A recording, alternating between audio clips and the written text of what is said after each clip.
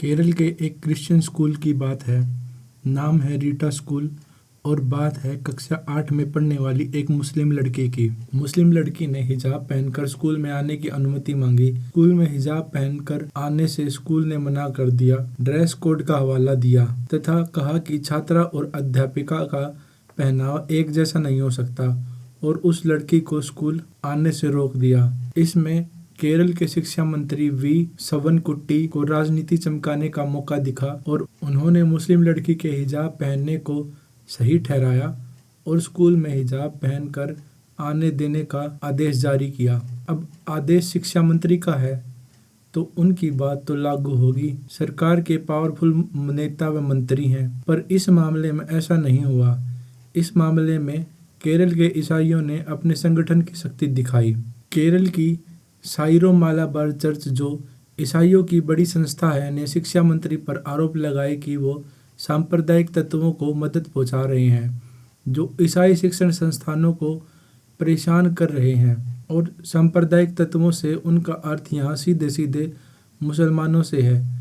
इसके बाद मुद्दा और गरमाया और कैथोलिक चर्च के मुखपत्र दीपिका में इस पर संपादकीय लेख लिखा गया। सरकार पर मुस्लिम तुष्टीकरण के आरोप लगाए। अब यह मुद्दा राज्य स्तर का बन गया।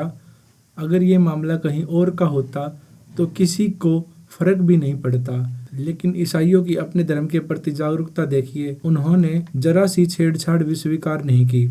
केरल में लगभग 18.5% ईसाई हैं। मुसलमानों की 26% के लगभग संख्या है। अभी हिंदू वहाँ बहुमत में है, लगभग 54%।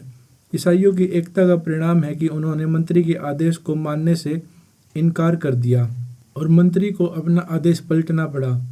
दूसरी तरफ मुसलमान, उन्हें कांग्रेस का व एसडीपीआई का संरक्षण प्राप्त है।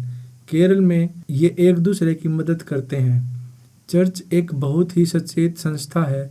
ईसाइयों के लिए बार बार धर्म परिवर्तन का मुद्दा उठाती रहती है और मुस्लिम और क्रिश्चियन की लड़ाई बहुत गहरी है। मुसलमानों के पास धर्म परिवर्तन के लिए पैसा बहुत आता है। लगभग सभी सरकारों का मुसलमानों को संरक्षण प्राप्त है। कारण है कि वो एक साथ वोट करते हैं। केरल के हिंदुओं व ईसाई समाज इस समय 3 बड़ी समस्याओं से जूझ रहा है: लव जिहाद, लैंड जिहाद, धर्म परिवर्तन। मुस्लिम जोर शोर से ये कर रहे हैं तथा सरकार से उन्हें संरक्षण प्राप्त है। इसका शिकार सबसे पहले छोटी बच्चियां बनती हैं, तो जाहिर है अब सबसे पहले ज़्यादा ध्यान भी उन्हीं का रखना होगा। इनकी सुरक्षा में लगना पड़ेगा, ऐसा मानकर कैथोलिक चर्च स्कूल के समर्थन में आ गया।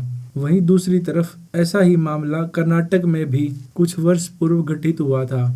वहाँ कोई हिंदू संस्था नहीं थी जो इतनी बड़ी हो जो सीधे तौर पर विरोध कर सके, तथा वहाँ हुआ ये कि मुसलमानों को सरकार का संरक्षण था। उन्होंने दंगे किए तथा मामला कोर्ट में चला गया। उसके बाद भारतीय न्याय व्यवस्था से तो आप सब परिचित ही हैं, भली भांति। मामला लंबित है। वहीं केरल के मामले कुछ और ही हुआ।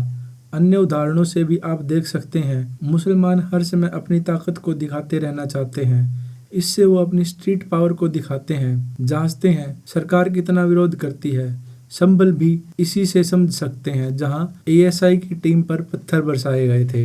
वहीं दोबारा केरल की बात करें तो यह कहा जा सकता है कि केरल में ईसाइयों के पास एकता है तो हिंदुओं के पास जनसंख्या है 54%।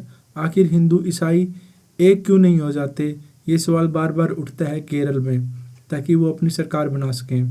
तो इसका जवाब है कि केरल के अलावा चाहे वो पंजाब हो या हरियाणा, ईसाई बड़े स्तर पर हिंदुओं को ईसाई बनाने को आतुर हैं। बिहार व पंजाब में एशिया के सबसे बड़े चर्च बन रहे हैं। नॉर्थ ईस्ट के कुछ राज्य तो पूरी तरह से कन्वर्ट हो चुके हैं। तो ये दिक्कत हमेशा आती है। यहाँ दोनों समुदायों के हित टकराते हैं। वहीं दूसरी तरफ ईसाई अपनी ताकत इस प्रकार दिखा पाने में सक्षम है, यहाँ तक कि मुस्लिम लड़की के पिता ने ये भी स्वीकार कर लिया कि उसकी बेटी बिना हिजाब के आने को तैयार है। केरल में 2026 में विधानसभा चुनाव हैं। वहाँ मुख्यतः 2 गठबंधन चुनाव लड़ रहे हैं, लेफ्ट और कांग्रेस, तथा लेफ्ट को वहाँ की हिंदू पार्टी माना जाता है। हिंदू वोट के बल पर ही लेफ्ट गठबंधन सरकार में आती है। यही वजह है कि बीजेपी वहाँ पे सरकार नहीं बना पा रही। 2024 के चुनाव में पहली बार भाजपा ने 1 लोकसभा की सीट जीती है केरल से। अब बात यहाँ आती है कि क्या हिंदू इकट्ठे होकर 2026 में अपनी सरकार बना पाते हैं कि नहीं। याद रहे कि पीएफआई भी बैन होने से पहले केरल से ही संचालित थी। एसडीपीआई उसी का एक चेहरा है। आईएसआई के लिए भी सबसे ज़्यादा लोग केरल से ही गए थे।